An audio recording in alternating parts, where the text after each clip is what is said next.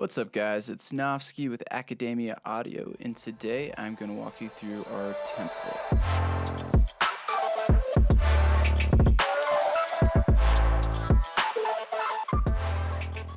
When I first started producing music, I'd find myself opening up an Ableton Live session and have no real direction. I'd end up setting up some of the same things I always did. Maybe I made some progress. I'd kind of get to the end of a track, and as I was going along, things were not sounding good. There was no real gain staging happening. I'd have to do it all at the end, kind of have no idea what I was doing, my time was just heavily wasted. I was frustrated, and it was just not a good time. Out of that place of frustration, I decided that I would create a template. I wanted to create a template with all the things that I already kind of do to start out a track. So whether that was setting up a side chain or having my sends ready to go, reverb, delay, parallel compression, things like that. I just wanted all those in place, but at the same time, I didn't want to limit myself, right? If I had a serum open every time with the serum saws, I automatically think future bass. And so 9 times out of 10, through the power of suggestion, I'm going to go that direction naturally without even realizing it. So our goal here at Academia Audio in creating this template was to set up the things, take a lot of work off your back, already have things kind of in the right area as far as gain staging goes, but also not limit you too much to where you're always stuck in a certain genre or all your songs come out sounding very similar in that sense. Before we get started, I do want to let you guys know, as I'm going through this, you will notice that I will have plugins from SoundToys and FabFilter and things like that.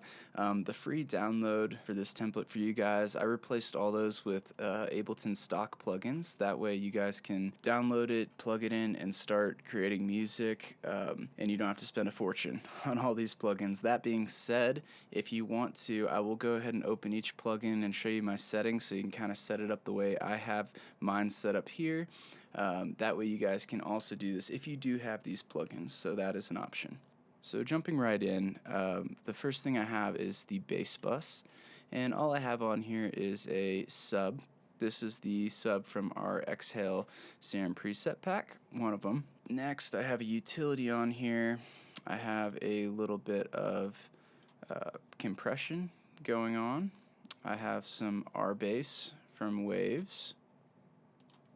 And then I have an EQ set up just between the 40 and 100. And the reason why I have a sub even set up is because, 9 times out of 10 I use a sub. That doesn't mean I have to use it, but I want it there just in case. I don't have to drag all this in. I already have a sub. It's sounding great. It's a good, consistent low end.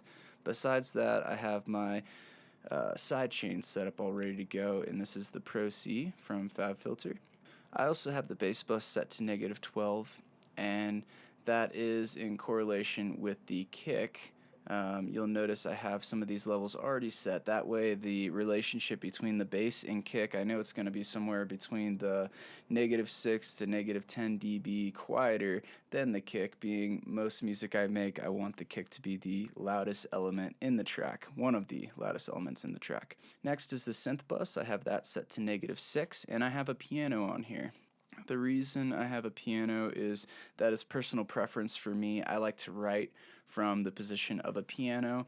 Like I said before, if I had the serum saws or the default saws, that kind of puts me already in a space. By using a piano, it's more of an organic instrument, and I can usually hear what direction to go and be a little less biased as I'm making music. Next is the drum bus, and I have my sidechain trigger right here, and I use audio. Next I have my kick. I have a place for snare, and I have a snare and clap here. I have that to -3. I have my cymbal bus here, hi-hat, shaker, and crash. So next is the effects bus, and I have that set to -5. I have 3 places here for you to put whatever effects, so that would be like an impact or a dog barking or whatever you want to put there.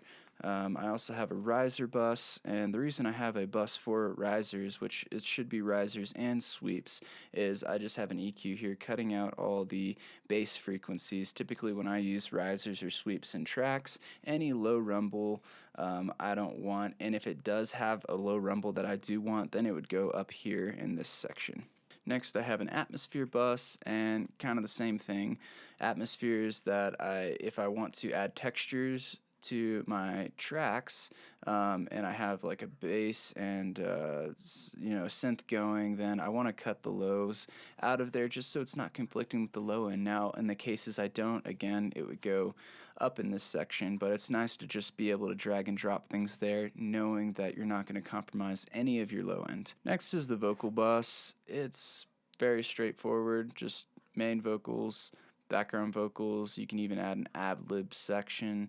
Again, I'm a big believer on keeping your sessions organized. If you have a place for everything, it's really easy to organize. As you're pulling in samples and sounds, you have a place where they all go, and it just kind of helps you wrap your mind around those bigger sessions that have hundreds of tracks, you know.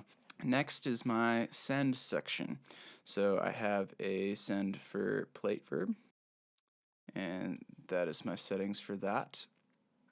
And I'll get into this in another video, but sending reverb as opposed to directly applying it is a game changer in my opinion. By sending it, I'm able to put an EQ and cut out and specify what frequencies of that reverb I want to send. I also am able to send this to multiple tracks, so I don't have to have 50 incidences of reverb.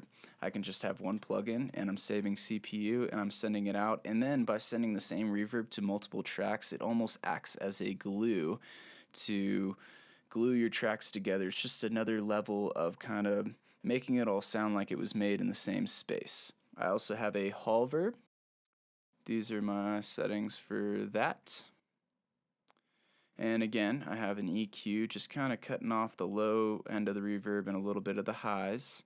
Next, I have parallel compression, which parallel compression is really good for, running through your vocals. If you have a vocal and it's really washed out with reverb, by adding some parallel compression, it's able to kind of create it to punch through the mix a little more and still sound very strong and upfront, but have that airy, washed in reverb effect. You can also use this on your drums. You can use it on pretty much anything, but it's just a nice tool to have ready to go in your send section. Next is I have Echo Boy. It's just a delay plugin if I want anything to echo. A lot of times I'll use this as an automation. So if I have a sound going and I want it to echo out a little bit in a certain section, I'll just automate this send on that specific space. I don't have anything on the master except a utility. Something else you might have noticed as I've been going through this is you notice, hey, why do you have a -10 utility on everything? Having a -10 utility on everything, I find, at the end of my session, I am able to end after the mix down and go into my master with a good headroom of -6 dB without having to go back and turn everything down. When you open your sessions and you start out, it's going to be a little weird to get used to. It might be a little quiet, but please, please believe me, you will never go back to not using a -10 dB. It just allows for not clipping into things. Like if I were to be in my synth bus and I added a MIDI track and I have serum and then I want to put on a saturation plugin or something, the last thing I want is to clip from serum into that saturation plugin. And so by having this -10 dB, I'm able to never worry about digital distortion from plugin to plugin or at the end when I go into my mastering phase. That pretty much wraps up the template. Again, super powerful tool, guys. I would highly, highly recommend you get it. This is just a very basic walkthrough. You don't have to keep it exactly the way. You can change the colors. If you want this to be green, you can do that. Whatever floats your boat. You can customize it to your own liking. This is just a very basic template I use every time I open up a project when I am about to create some music. That is so helpful. I have all the tools I need. Think about it. If you're a painter doing a painting and you decide to paint an ocean, and you're like, okay, well, I'm going to use some blue, right? So you go to the store, you buy some blue, you buy a brush, and you start painting. And then you're like, well, I also am going to need some white, maybe some darker blue, maybe some green. You don't want to have to go back to the store every single time you realize you need something. You want to have all your tools right there, ready to go to keep you in the creative flow. So that is what this is meant to do. It's meant to organize, keeping the creative flow. It's just highly beneficial. So I hope you guys enjoyed this. If you have any questions about it, make sure to comment down below. Definitely like and subscribe, guys. We really appreciate it. You guys have a blessed day. Peace.